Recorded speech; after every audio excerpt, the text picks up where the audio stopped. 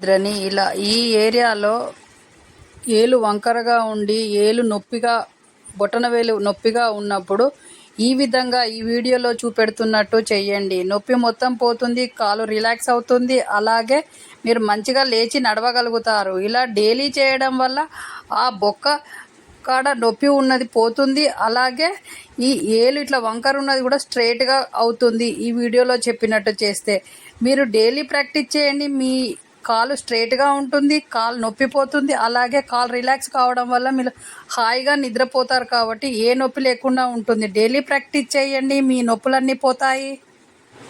Daily practice చేయండి. మీ చేతిలోనే మీ ఆరోగ్యం ఉంది. నా సబ్స్క్రైబర్లు పూర్తి ఆరోగ్యవంతులు. మంచి వీడియోతో మళ్ళీ కలుద్దాం. జై హింద్.